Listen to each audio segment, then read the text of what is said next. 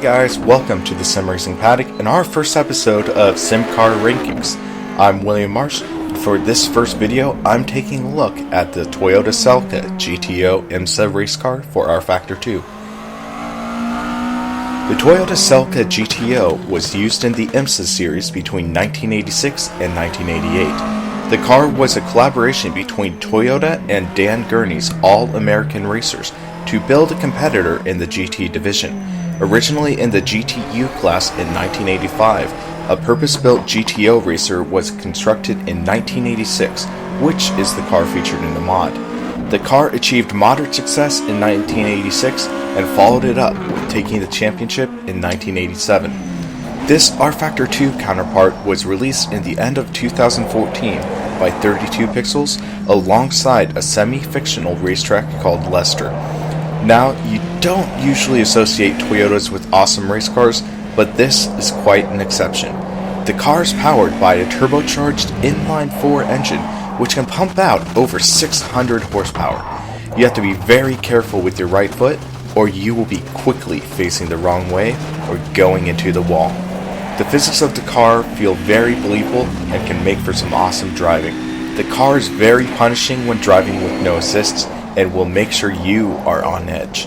The car is notorious for turbo lag, but when those turbos kick in, you'll be hanging on for dear life. Handling for the car can be very finicky, with quick hands required to keep the car under control. Using the stock setup, the car is very tricky, but I found softening the rear end helped make the car a little more predictable. Despite the name of the group, 32 Pixels, the car is by no means like that.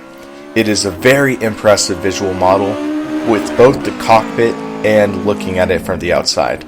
You can tell that the work done on the car was a labor of love and that it paid off. The sounds have also received a lot of work, making it, in my opinion, one of the best sounding cars in rFactor 2. There is very little digitized sound for these cars, which can be all too common in racing cars. The backfires are very impressive, making for some great immersion. Damage is a mixed beast, largely because of rFactor 2's limitations.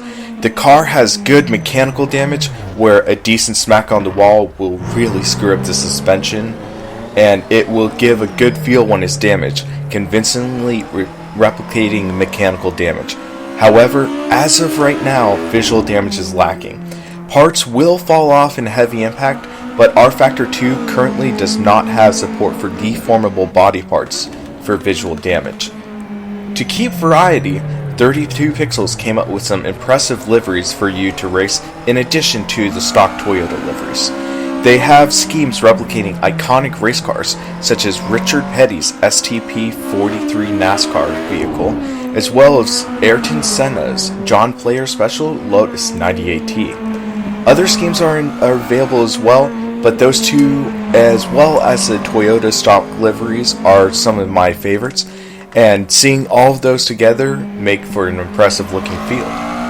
Now, for the Sim Car Rankings, I would like to discuss how I will be rating cars.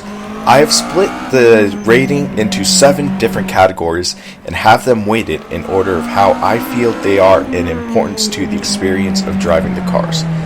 For the car's model quality, I have an available 15 points. For cockpits, I have also allowed for a possible score of 15. Physics, being especially important in the sim, will be worth 25 points. Damage will be split into 2 parts: visual, which is worth 5 points, and mechanical, which is worth 10. Sounds will be worth 15 points. Default setup tips the scale at 10 points, and paint schemes closes it out for 5 points out of a possible 100. So let's see how I rated the Celica. For the model, quality, and cockpit, I both gave them 13 points. This is one of the most visually impressive cars for rFactor 2. However, there are a couple finicky aspects, but they are more nitpicky than anything. For the physics, I gave it a 22 out of 25. This car feels very realistic and is very punishing. It will keep you on edge, and it does give you a great deal of reverence for the people who actually did drive these in the late 80s. For damage, I scored it a 2 for physical damage and a 7 for mechanical. This car has some of the better damage on the mechanical side in rFactor 2, giving it a more authentic experience.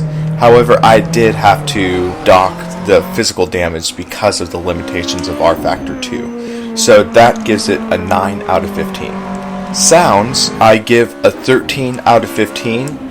I feel that they are some of the best sounds in rFactor 2.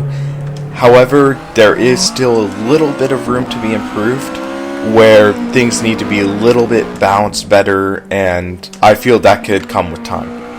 For the default setup, I gave it a 7 out of 10. For the default setup, I feel it is a good setup. It is drivable.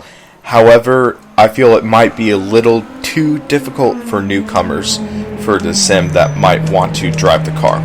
For paint schemes, I gave it a 4 out of 5. The paint schemes for the car are good, especially some of the replicated schemes. However, I feel that I would like to see more schemes, more variety in the field. So let's see what the community comes up with. So that gives us a grand total of 81 out of 100. That is a solid score, especially for the first release of a car.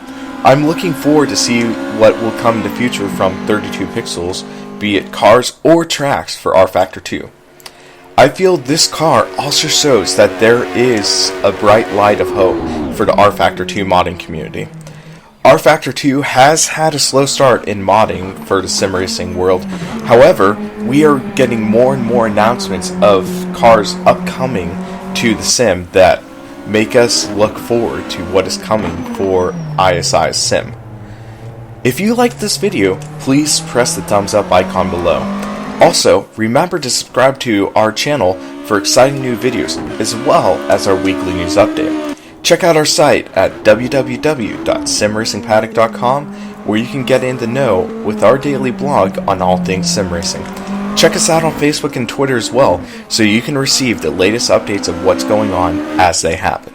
For the Sim Racing Paddock, I'm William Marsh, and have a great rest of your day.